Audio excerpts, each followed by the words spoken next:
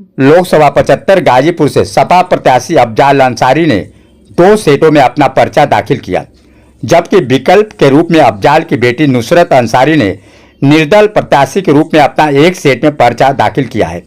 ज्ञातव्य हो कि अफजाल अंसारी की गुंडा एक्ट मामले पर एक इलाहाबाद हाई कोर्ट में आज सुनवाई थी, जिसमें 20 मई को फिर से तारीख लगी है।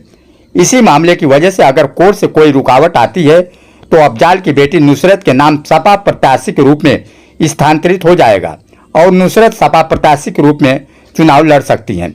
अगर यह स्थिति नहीं बनती है तो नुसरत अपना पर्चा वापस ले लेंगी और अफजाल अंसारी चुनाव लड़ सकेंगे। वहीं अफजाल अंसारी और मुख्तार अंसारी के बेटे उमर अंसारी ने पारिवारिक तनाव के अटकलों पर विराम लगाया है। अफजाल अंसारी ने चुनाव जीतने का गाजीपुर में दावा भी किया है।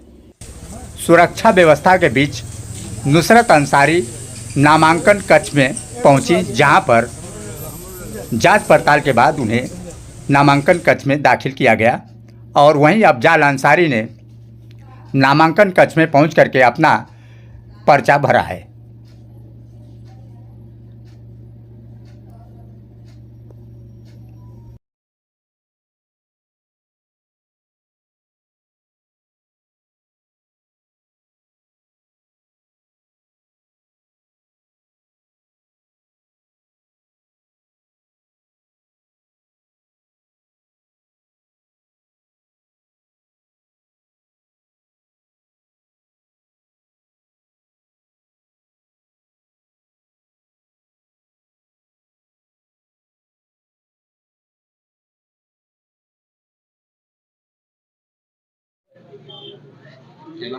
समाजवादी पार्टी के कैंडिडेट अफजाल अंसारी के सब्स्टिट्यूट कैंडिडेट की हैसियत से, जैसा कि निर्वाचन आयोग के नियमों में इसका प्राविधान है, पार्टी की तरफ से एबी फार्म अफजाल अंसारी को भी इश्यू हुआ है और पार्टी की तरफ से एबी फार्म नुसरत अंसारी के भी फॉर्म में लगा।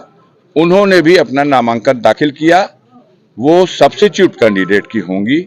मेरे नामांकन पत्र में कोई आफत बलाए है तो उस स्थिति में भी वो सिंबल ऑटोमेटिकली ट्रांसफर हो जाएगा नुसरत अंसारी का। मेरा सिंबल एक्सेप्ट और मेरा पर्चा वैध, कोई आफत बलाए ना आ जाए, कट जाए आप लोगों की दुआ से। सशंकित क्यों? अरे भाई, इतना सशंकित आप लोग बना दिए हैं। गाजीपुर में कोई न्यूज चल रही है, लड़ी हाँ कि ना लड़ी हाँ, तो कट जाई तो हो जाई, तो उन रास्तों को बंद करना पड़ेगा ना, जिससे कोई आफत बलाए प्रवेश कर सके। एक सेट निर्दल भी दाखिल हुआ है, एक सेट निर्दल कैंडिडेट की हैसियत से भी नुसरत अंसारी का दाखिल फुल प्रूफ नामांकन इसको पूरा कहा जाए। पूरा। आज आपकी हाई कोर्ट में एक सुनवाई चल रही थी, उसमें एक तारीख भी आई है।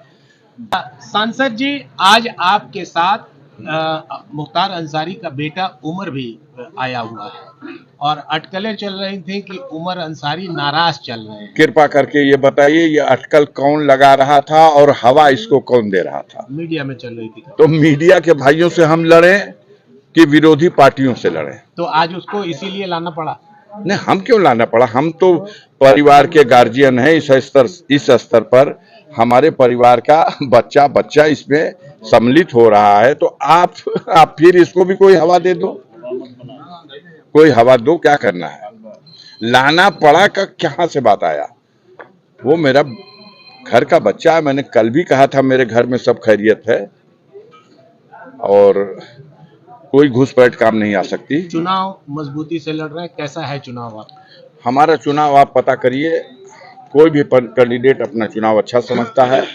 हम लोग सादगी के साथ पैदल टहलते हुए अंदर गए, पर्चा भर के जांच पड़ताल करा के वापस चले आए। दिक्कत समझ में आई? कैसी दिक्कत? कोई अड़चन या कोई?